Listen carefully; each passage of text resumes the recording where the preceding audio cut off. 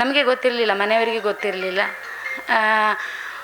ಮೊನ್ನೆ ಇತ್ತೀಚೆಗೆ ಅವರ ಶ್ರೀಕೃಷ್ಣರಾವ್ ಅವರ ಮಗ ಕೃಷ್ಣರಾವ್ ಮತ್ತು ನನ್ನ ಮಗಳು ಇಬ್ಬರು ಪ್ರೆಗ್ನೆಂಟ್ ಟೆಸ್ಟ್ ಮಾಡಿಕೊಂಡು ನನ್ನ ಹತ್ರ ತಗೊಂಬಂದು ತೋರಿಸಿದಾಗಲೇ ನಂಗೆ ಗೊತ್ತು ಮಗಳು ಪ್ರೆಗ್ನೆಂಟ್ ಅಂತ.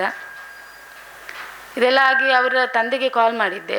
ತಂದೆ ನನ್ನ ಹತ್ರ ಡೈರೆಕ್ಟಾಗಿ ಇಲ್ಲೇ ಮಾತಾಡಿ ಹೇಳಿದ್ದಾರೆ, ಇದನ್ನು ತೆಗಿಸಿ ಅಂತ. ಮಗುವನ್ನು ತೆಗಿಸಿ ಅವರ ತಂದೆ ಹೇಳಿದ್ದಾರೆ, ಆರೋಪಿಯ ತಂದೆ, ಮಗುವನ್ನು ತೆಗಿಸಿ ಅಂತ. ಎಂತಕ್ಕೂ ನನಗೆ ಇಲ್ಲಿ ನಾವು ಇರುವ ಊರು ಸರ್, ನಮಗೆ ಹಾಸ್ಪಿಟ್ಲಿಗೆ ಹೋಗ್ಲಿಕ್ಕೆ ಆಗದಾಗ ನಾನು ಮಂಗಳೂರಿಗೆ ಹೋಗಿ ಅಥೇನೋ ಹಾಸ್ಪಿಟ್ಲಲ್ಲಿ ಟೆಸ್ಟ್ ಮಾಡಿಸುವಾಗ ಹೇಳಿದರು, ಹುಡುಗ ಮತ್ತು ಹುಡುಗಿ ಹೇಳಿದ ಪ್ರಕಾರ ಅದು 6 ತಿಂಗಳು. ಇವರ ಲೆಕ್ಕದಲ್ಲಿ ಸ್ಕ್ಯಾನಿಂಗ್ ಎಲ್ಲ ಆಗುವಾಗ 7.5 ತಿಂಗಳಾಗಿದೆ ಮಗುವಿಗೆ. ಆಗುವುದಿಲ್ಲಮ್ಮ, ತೆಗಿಲಿಕ್ಕೆ ಆಗುವುದಿಲ್ಲ, ಮತ್ತು ಹುಡುಗಿ ಸಣ್ಣದು, ಹುಡುಗಿಯ ಪ್ರಾಣಕ್ಕೆ ಅಪಾಯ ಇದೆಲ್ಲ ಮಾಡಿದರೆ ಮತ್ತು ಕೇಸ್ ಆಗುತ್ತೆ ಅಂತ ಹೇಳಿದರು. ಸರಿ, ಹುಡುಗ ಒಂದೇ, ನಾನು ಹುಡುಗನನ್ನು ಕರ್ಕೊಂಡು ಹೋಗಿದ್ದೇವೆ ನಾವು ಅಥೇನೋ ಹಾಸ್ಪಿಟ್ಲಿಗೆ. ಹುಡುಗನನ್ನು ಕರ್ಕೊಂಡು ಹೋಗಿದ್ದೇವೆ. ಹುಡುಗ ನನ್ನದು ಅಂತ ಬಂದಿದ್ದಾನೆ, ನಮ್ಮ ಜೊತೆ ಸಹ ಬಂದಿದ್ದಾನೆ ಅಥೇನೋ ಹಾಸ್ಪಿಟ್ಲಿಗೆ. ಈಗ ಅದರ ನಂತರ ತಂದೆಯನ್ನು ಕರೆಸಿದ್ದೆವು ಮನೆಗೆ, ನಮ್ಮ ಮಂಗಳೂರಿಗೆ ಕರೆಸಿದ್ದು. ತಾಯಿ ಮನೆಗೆ ಕರೆಸಿ ಪಂಚಾಯತಿಗೆ ಮಾಡುವಾಗ ಅವರೆಲ್ಲ ನಮಗೆ ಇನ್ನೊಂದು ಒಪಿನಿಯನ್ ಬೇಕು ಡಾಕ್ಟ್ರಿದು ಅಂಥೇಳಿ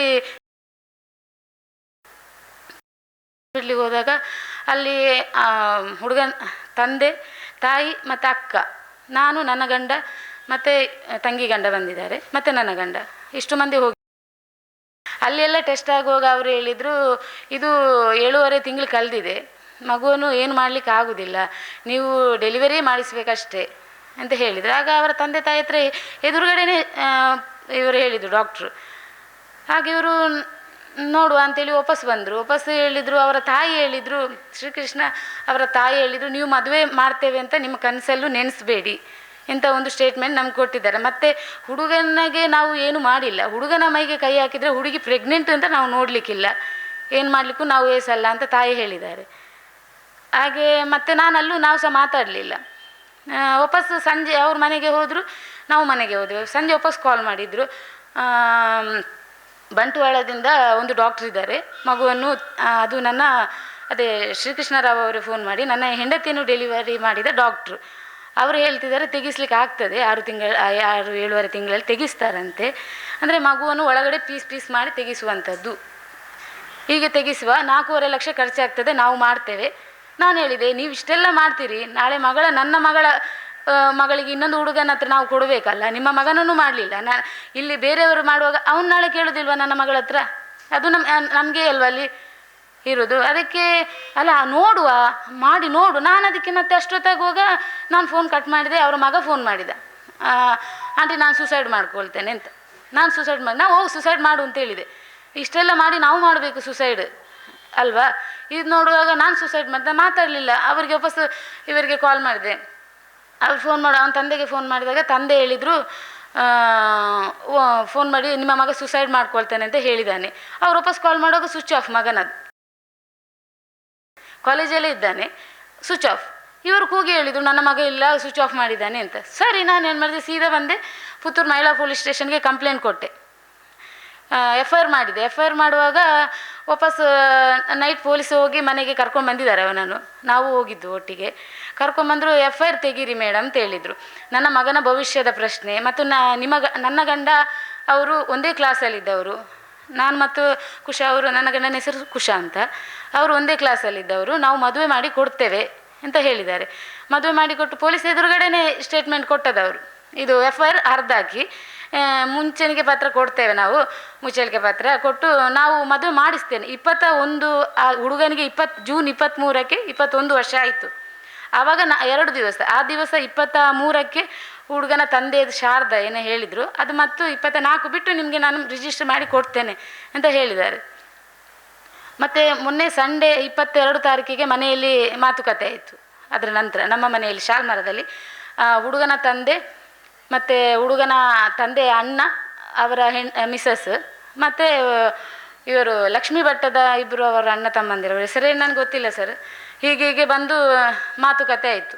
ನಾನು, ನನ್ನ ತಂಗಿ, ನನ್ನ ಗಂಡ ಮತ್ತೊಬ್ಬರ ಆಶಾ ಅಂತ ಒಬ್ಬರು ಹುಡುಗಿದ್ರು. ಇವರೆಲ್ಲ ಮಾತಾಡಿದಾಗೆಲ್ಲ ಅವರು ಹೇಳಿದರು, ಇದು ಫಸ್ಟಿಂದ ನಮಗೆ ಕ್ವಶನ್ ಹಾಕಲಿಕ್ಕೆ ಸ್ಟಾರ್ಟ್ ಮಾಡಿದರು, 7 ವರ್ಷದ ಲವ್ ಹೇಗೆ ಅಂತ ನಾನು ಹೇಳಿದೆ. 7 ವರ್ಷದ ಲವ್ ಹೇಗೆ ಅಂತ ನನ್ನ ಮಗಳು ವಿವರಿಸಿದಾಳೆ ಪೊಲೀಸ್ ಸ್ಟೇಷನಲ್ಲಿ ನಿಮ್ಮ ಮಗನ ಎದುರು. ಅದು ಸಹ ಪೊಲೀಸ್ ಸ್ಟೇಷನಲ್ಲಿ ವಿವರಿಸುವಾಗ ಇವರು ಹೇಳಿದಿಷ್ಟೇ, ಮಗನ ಹತ್ರ ಏನು ಕೇಳಬೇಡಿ, ನಾನು ಖುದ್ದಾಗಿ ನಿಂತು ನಾನು ಮಾಡಿ ಕೊಡ್ತೇನೆ ಮದುವೆ. ಮಗನ ಹತ್ರ ಮಾತಾಡಲಿಕ್ಕೆ ಬಿಡಲಿಲ್ಲ, ತಂದೆನೇ ಖುದ್ದಾಗಿ ನಾನೇ ಮಾಡಿ ಕೊಡ್ತೇನೆ ಅಂತ ಹೇಳಿದ್ದಾರೆ. ಈಗ ನೋಡಿದರೆ ಹಿಂಜರಿತಾರೆ, ಅವನನ್ನು ಅಡಗಿಸಿಟ್ಟಿದ್ದಾರೆ. ಹಾಗೆ 22ಕ್ಕೆ ಮೀಟಿಂಗ್ ಆಯಿತು. ಅವನು ಬಂದ, ಹುಡುಗ ಖುದ್ದಾಗಿ ಬಂದಿದ್ದಾನೆ ಮನೆಗೆ. ಬಂದಿಷ್ಟೇ ಹೇಳಿದ್ದು, ನಾನು ಮದುವೆ ಆಗುವುದಿಲ್ಲ, ಮಗು ನನ್ನದಲ್ಲ ಅಂತ ನಮಗೆ ಸ್ಟೇಟ್ಮೆಂಟ್ ಇದು ನೀವೇನು ಬೇಕಾದರೆ ಮಾಡಿ ಅಂತೇಳಿ ನಮಗೆ ಇದು ಮಾಡಿ ಕೊಟ್ಟು, ನಾನು ಇನ್ನೂ 4 ಹುಡುಗರು ಇದ್ದಾರೆ ಅವರಿಗೆ ಅಂತೇಳಿ ನಾನು ನಿಮಗೆ ಇದು ಮಾಡ್ತೇನೆ ಅಂತ ಹೇಳಿ ಹೋಗಿದ್ದಾನೆ. ಹುಡುಗ ಹೇಳಿದ್ದಾನೆ, ಮಗು ನಮ್ಮ ಮನೆಗೆ ಮಗು ನಮ್ಮ ಯಾರು 22ಕ್ಕೆ ಬಂದಿದ್ದಾರೆ. 23ಕ್ಕೆ ಅವನಿಗೆ 21 ವರ್ಷ ಆಗೋದು, 22ಕ್ಕೆ ಮನೆಗೆ ಬಂದಿದ್ದಾರೆ. ಹಾಗೆ ಹೇಳಿ ಮಗಳಿಗೆ ಹೊಡಿಲಿಕ್ಕೆ ಸಮೇತ ಬಂದಿದ್ದಾನೆ ಹುಡುಗ.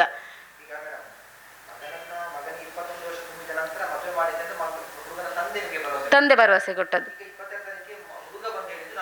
ಮದುವೆ ಆಗುವುದಿಲ್ಲ. ತಂದೆ ಹೇಳಿದರೆ ನಾನು ಮಗನನ್ನು ಒಪ್ಪಿಸ್ತೇನೆ. ನಾನು ಹೇಳಿದೆ ಯಾಕೆ ಒಪ್ಪಿಸ್ಲಿಕ್ಕೆ ಆಗುವುದಿಲ್ಲ, ಹುಡುಗಿ ಡೆಲಿವರಿ ಆಗಲಿಕ್ಕೆ ಆಯಿತು, ನಿಮಗೆ 1 ತಿಂಗಳು ಟೈಮ್ ಬೇರೆ ಕೊಟ್ಟಿದ್ದೇವೆ ನಾವು, ನೀವೇ ಗುದ್ದಾಗೆ ನಮಗೆ ಮುಚ್ಚಳಿಕೆ ಪತ್ರ ಕೊಟ್ಟಿದ್ದೀರಿ ಮದುವೆ ಮಾಡಿಸ್ತೇನೆ ಅಂತ.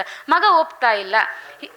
ಹಾಂ ಕೊಟ್ಟಿದ್ದಾರೆ ಸರ್, ಎಲ್ಲ ಡಾಕ್ಯುಮೆಂಟ್ಸ್ ಇಲ್ಲಿ ಸ್ಟೇಷನ್ ಎಲ್ಲ ಇದೆಲ್ಲ ಉಂಟು, ಡಾಕ್ಯುಮೆಂಟ್ಸ್ ಎಲ್ಲ ಉಂಟು, ತಂದೆ ಕೊಟ್ಟದ್ದು.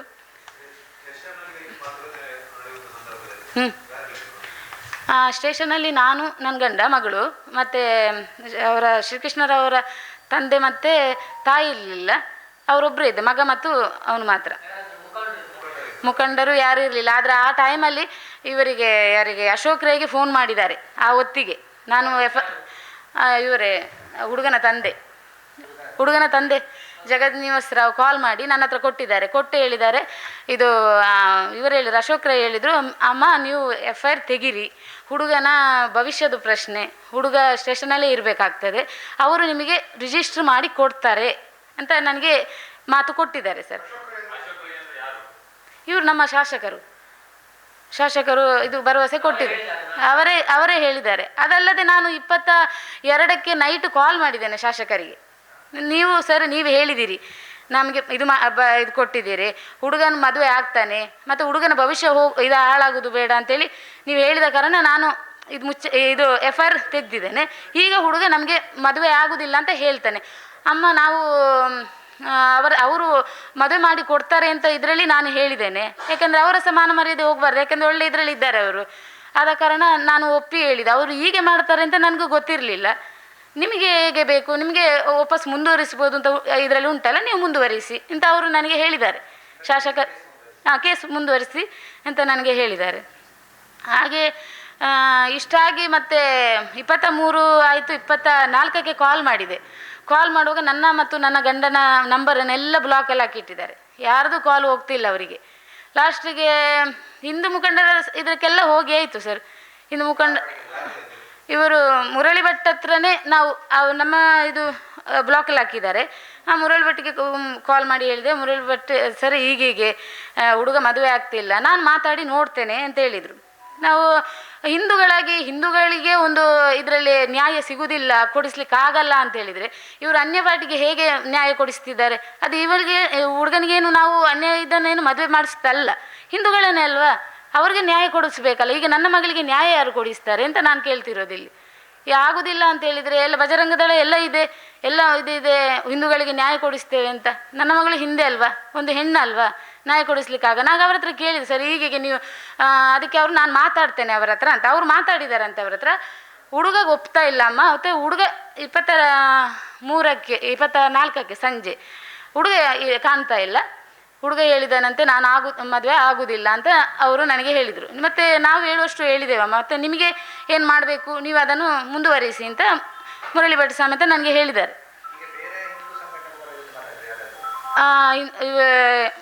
ಮಂಗಳೂರಲ್ಲೆಲ್ಲ ಹೋಗಿದ್ದೇನೆ, ಮಾತಾಡಿಸಿದ್ದೇನೆ. ಪುತ್ತೂರಲ್ಲಿ ಯಾರ ಹತ್ರ ಮಾತಾಡಲಿ ಸರ್, ಇಷ್ಟು ಇವರ ಹತ್ರ ಮಾತಾಡಿದೆ. ಯಾರ ಹತ್ರ? ನಮ್ಮ ಅರುಣ್ ಪುತ್ತಿಲ ಅಂತ ಅವರು ಹೇಳಿದ್ರು. ಅಂದರೆ ಅಮ್ಮ ಅವರು ಇದು ಮಾಡಿ ಕೊಡ್ತೇನೆ ಅಂತ ಹೇಳಿದ್ದಾರೆ. ಮತ್ತು ಇದರಲ್ಲಿ ನಾನು ಮುಂದುವರಿಸ್ಲಿಕ್ಕೆ ಆಗೋದಿಲ್ಲ, ಯಾಕೆಂದರೆ ಭರವಸೆ ಅವರು ಕೊಟ್ಟಿದ್ದಾರಲ್ಲ. ನಾನು ಇದರಲ್ಲಿ ಇದಾಕಿ ಬಂದರೆ ತಪ್ಪಾಗ್ತದೆ. ಆಗೋದಿಲ್ಲ, ತಪ್ಪಾಗ್ತದೆ.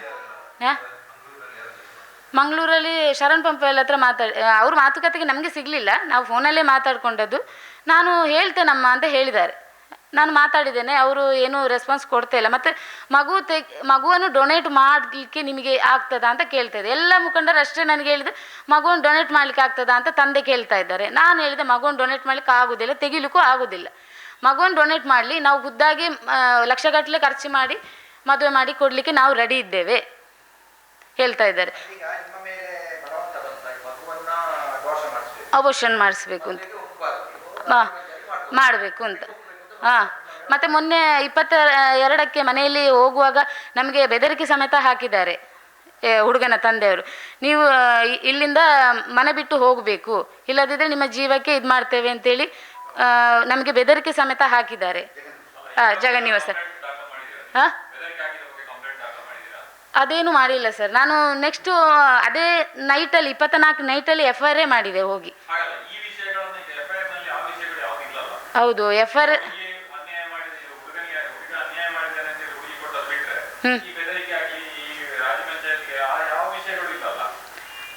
ಅವ್ರಿಗೆ ನಮಗೆ ಬೆದರಿಕೆ ಕೊಟ್ಟದ್ದಾ?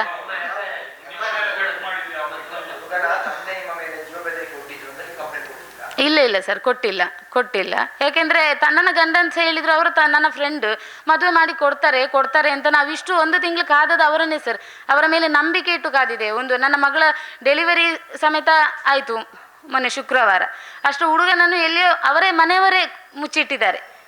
ಓಡಿ ಹೋದದೆಲ್ಲ ಮನೆಯವರೇ ಮುಚ್ಚಿಟ್ಟಿದ್ದಾರೆ. ಯಾಕೆ ನಾನು ಪೊಲೀಸರು ಸಹ ನಮಗೆ ಇಷ್ಟು ದಿವಸ ಆಗಿ ಒಂದು ಹುಡುಗನನ್ನು ಅವರು ಹುಡುಕಿ ಕೊಡಲಿಕ್ಕೆ ಆಗೋದಿಲ್ಲ ಅಂತ ಹೇಳಿದರೆ ಕಾನೂನು ಏನು ಮಾಡ್ತಿದೆ? SP ಯಲ್ಲಿ ಸಮೇತ ನಾನು ಹೋಗಿದ್ದೇನೆ, ಮಂಗಳೂರು SP ಯಲ್ಲಿ ಸಮೇತ ಹೋಗಿದ್ದೇನೆ. ಅವರು ಹೇಳಿದ್ದಾರೆ ನಾವು ಹುಡುಕಿ ಕೊಡ್ತೇವಮ್ಮ, ಇದು ನಮ್ಮ ಕೆಲಸ ಮಾಡ್ತಾ ಇದ್ದೇವೆ. ಇಷ್ಟೇ ಹೇಳುವುದಲ್ಲದೆ ಯಾರೂ ಒಬ್ಬರು ನಮಗೆ ನಂಬಿಕೆ ಕೊಡ್ತಿಲ್ಲ, ಹುಡುಗಿಗೆ ನ್ಯಾಯ ಕೊಡಿಸ್ತಾ ಇಲ್ಲ. ಇಷ್ಟು ದಿವಸ ಆಗಿ ಇಷ್ಟು ಸಣ್ಣ ಹುಡುಗನನ್ನು ಮುಂದೆ ತರಲಿಕ್ಕೆ ಆಗದಿದ್ದರೆ ಹಾಗಾದರೆ ಪೊಲೀಸರು ಇಷ್ಟು ದಿವಸ ಏನು ಮಾಡ್ತಿದ್ದಾರೆ? ಹೇಳಿದರೆ ಇಷ್ಟೇ ಹೇಳ್ತಾರೆ, ಕ್ಯೂ ಸಿಕ್ಕಿದೆ ಅಮ್ಮ, ನಾವು ನೋಡ್ತಾ ಇದ್ದೇವೆ, ಹುಡುಕುತ್ತಾ ಇದ್ದೇವೆ ಅಂತ ಹೇಳ್ತಾರೆ.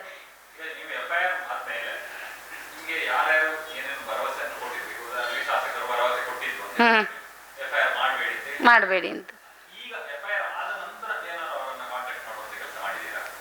ಶಾಸಕರನ್ನು ಕಾಂಟ್ಯಾಕ್ಟ್ FIR ಆದ ನಂತರ ಮಾಡಲಿಲ್ಲ ಸರ್, ಮಾಡಲಿಲ್ಲ.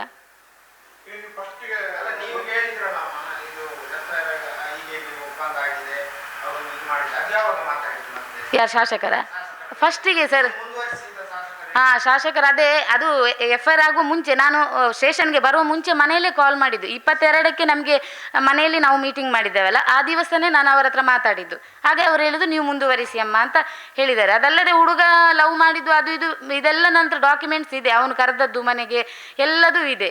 ಎಲ್ಲ ಡಾಕ್ಯುಮೆಂಟ್ಸ್ ನಮ್ಮ ಹತ್ರ ಇಲ್ಲದೆ ಯಾವುದೂ ಇಲ್ಲ. ಮಗಳು ಖುದ್ದಾಗಿ ಹೇಳ್ತಾಳೆ, ಮಗುವಿನ ಫೋಟೋ ಸಮೇತ ನಾನು ಇದಕ್ಕೆ ಹಾಕಿದ್ದೇನೆ, ಮುಖ ನೋಡಲಿ, ಯಾಕೆಂದರೆ ಸೇಮ್ ಅವನಾಗೆ ಇದೆ.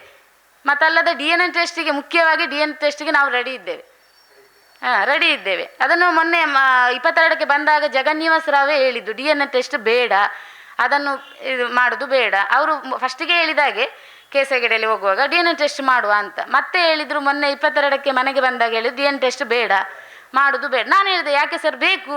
ಹುಡುಗ ಹೀಗೆ ಹೇಳ್ತಿದ್ದಾನೆ, ನಮಗೆ ಬೇಕು DNA ಟೆಸ್ಟ್, ನಾ ಮಾಡಿಸೇ ಮಾಡ್ತೇನೆ ಅಂತ. ಇದಂದರೆ 3 ತಿಂಗಳು ಆಗಬೇಕು ಅಂತ ಹೇಳಿದ್ದಾರೆ ಮಗುವಿಗೆ. ಅದಾಗದೆ DNA ಟೆಸ್ಟ್ ಆಗೋದಿಲ್ಲ.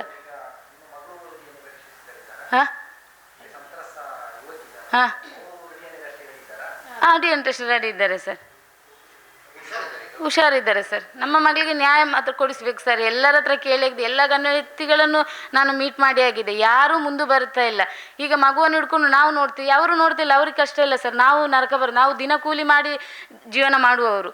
ಇವರು ಹೀಗೆ ಮಾಡಿದರೆ ಇವ್ರ ಹತ್ರ ಹಣ ಇರ್ಬೋದು, ಜನಬಲ ಇರ್ಬೋದು, ನಮ್ಮ ಹತ್ರ ಯಾರಿಲ್ಲ. ನಮ್ಮ ಹತ್ರ ಮಾಲಿಂಗೇಶ್ವರನೇ ಇರುವುದು ಅಷ್ಟೇ, ಅಷ್ಟು ಬಿಟ್ಟು ಬೇರೆ ಯಾರಿಲ್ಲ. ಅವರ ಮುಂದೆ ಬಂದು ಅವರು ಹೇಳಿ ನನ್ನದಲ್ಲ ಮಗು, ಇದು ನಂದಲ್ಲ ಅಂತೇಳಿ ಅಲ್ಲಿ ಬಂದು ಹೇಳಬೇಕು ಅಂತ ಇದಕ್ಕೂ ನಾವು ರೆಡಿ ಇದ್ದೇವೆ.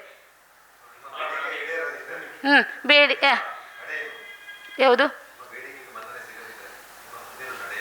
ಸರ್, ನಾವು ಬೇಡಿಕೆ ಇದು ಮಾಡಲಿ ಅಂತಲೇ ನಾವು ಇದು ಹಾಕಿರೋದು. ಅದರ ನೆಕ್ಸ್ಟ್ ನನಗೆ ಹುಡುಗಿಗೆ ರಿಜಿಸ್ಟರ್ ಮಾಡಿ ಕೊಡಬೇಕು, ಅವರು ರಿಜಿಸ್ಟರ್ ಮಾಡಲೇಬೇಕು, ರಿಜಿಸ್ಟರ್ ಮ್ಯಾರೇಜ್ ಮಾಡಬೇಕು.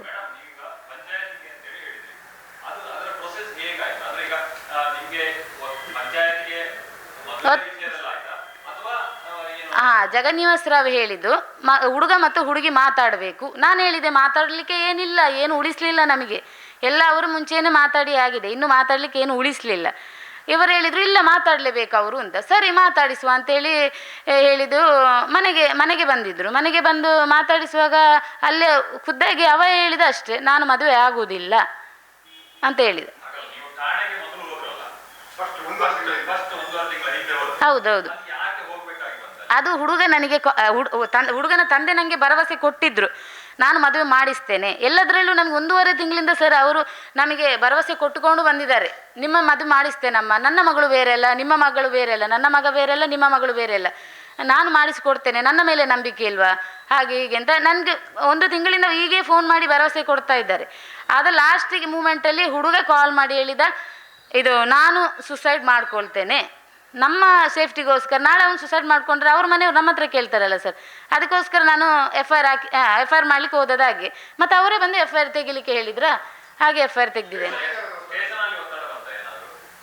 ಸ್ಟೇಷನಲ್ಲಿ ಒತ್ತಾಯ ಬರಲಿಲ್ಲ ಸರ್, ಏನಿಲ್ಲ, ನಾವೇ ಹೋಗಿ FIR ಹಾಕಿದ್ದು ಅಷ್ಟೇ.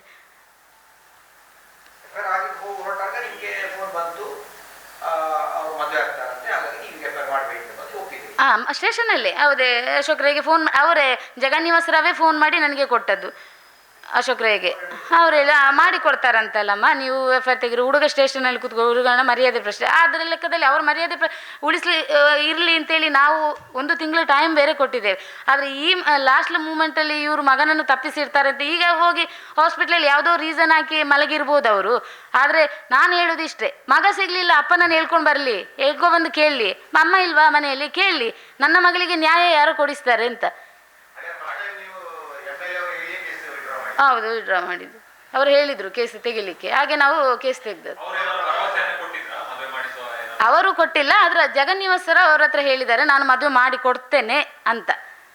ಹಾಗೆ ಅವರು ನನ್ನ ಹತ್ರ ಹೇಳಿದರು ತೆಗಿರಿ, ಮದುವೆ ಮಾಡಿ ಕೊಡಿಸ್ತಾರಲ್ಲ ಮತ್ತೆ ಯಾಕೆ, ಹುಡುಗನ ಪ್ರಶ್ನೆ, ಹುಡುಗ ಸ್ಟೇಷನ್ನಲ್ಲಿ ಕೂತ್ಕೊಳ್ಬೇಕಾಗ್ತದೆ ಅಂತ.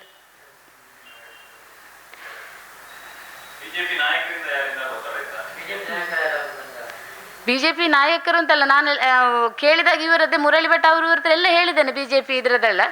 ಆದರೆ ಹೀಗೆ ಯಾರು ಹೇಳಿಲ್ಲ, ಇಂದು ಸಂಘಟನೆಗೆ ಹೇಳಿದ್ದೇನೆ, BJP ನಾಯಕರನ್ನು ಯಾರು ನನಗೆ ಯಾರು ಗುರ್ತಿಲ್ಲ ಸರ್. ನಮಗೆ ರಿಜಿಸ್ಟ್ರಿಗೆ ನಾವು ಮೊನ್ನೆನೇ ಟೈಮ್ ಕೊಟ್ಟಿದ್ದೆ, 1 ವಾರ ಈಗಲೇ ಆಯಿತು.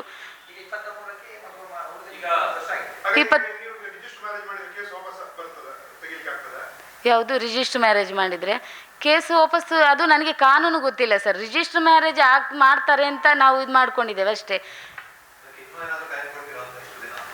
1 ವಾರ ಟೈಮ್ ಕೊಟ್ಟಾಗಿದೆ ಸರ್. ಪೊಲೀಸರ ಹತ್ರ ನಾವು ಕೇಳಿದ್ದೇವೆ, ನಮ್ಗೆ 1 ವಾರ ಇದು ಮಾಡಿ ಹುಡುಗನನ್ನು ತರಿಸಿಕೊಡಿ. ನಾವು ಮಾಡ್ತಿದ್ದೇವಮ್ಮ, ನಾವು ನಮ್ಮ ಕೆಲಸ ಯಾಕೆ ಇಷ್ಟು ಸ್ಲೋ ಮಾಡ್ತಿದ್ದಾರೆ ಪೊಲೀಸರು ನಮ್ಗೆ ಗೊತ್ತಿಲ್ಲ. ಅವರಿಂದ ಯಾವ ಕೈವಾಡ ಎಲ್ಲ ಇದೆ ನಮಗೂ ಸಹ ಗೊತ್ತಿಲ್ಲ. ನಮಗೆ ಹುಡುಗಿಗೆ ನ್ಯಾಯ ಸಿಗಬೇಕು ಸರ್. ಮಗು ಸಹ ಈಗ ಬಂದಾಗಿದೆ, ಇವರು ರಿಜಿಸ್ಟರ್ ಮಾಡಲಿಕ್ಕೆ ಒಪ್ಪಿ ಇಲ್ಲಿ ಡೆಲಿವರಿಯೇ ಆಗಿ ಹೋಗಿದೆ. ಮಹಿಳಾ ಆಯೋಗಕ್ಕೆಲ್ಲ ಇಲ್ಲಿ ಹೇಳಿದ್ದೇನೆ, ಸಾಂತ್ವನಕ್ಕೆ, ಮಹಿಳಾ ಆಯೋಗಕ್ಕೆ ನಾನು ಅಂಥದ್ದೇ ಅದು ಕೊಡ್ತೇವೆ ಸರ್. ಎಲ್ಲಿ ಹೇಳಿ ಇದು ಮಾಡಲಿಕ್ಕಿದ್ರು ನಾನು ಕೊಡಲಿಕ್ಕೆ ರೆಡಿ ಇದ್ದೇನೆ. ನನ್ನ ಮಗಳಿಗೆ ನ್ಯಾಯ ಸಿಗಬೇಕು. ಕೊಡೋದು ಅದು ಅಂದರೆ ಇದು ಗೊತ್ತಿಲ್ಲದ ಕಾರಣ ನಾವೀಗ ಇದಾಗಿದ್ದೇವೆ. ಅಂದರೆ ಇಲ್ಲಿ ಸ್ಪಂದನಕ್ಕೆ ನಾವು ಹೌದು, ಓಕೆ ಸರ್. ಅದೇ ಸರ್ ನಾನು ಹೇಳಿದ್ದು, ಪೊಲೀಸರು ಮೊನ್ನೆಂದೀಚೆಗೆ ಹೇಳ್ತಾರೆ ಮಾಡಿಕೊಡ್ತೇವೆ, ನಾವು ಹುಡುಕುತ್ತಿದ್ದೇವೆ. ಹೌದು, ಹುಡುಕಿ ತರ್ತಾರೆ. ಇಷ್ಟು ಸಣ್ಣ ಹುಡುಗನನ್ನು ತರಲಿಕ್ಕೆ ಆಗುದಿಲ್ಲ ಸರ್.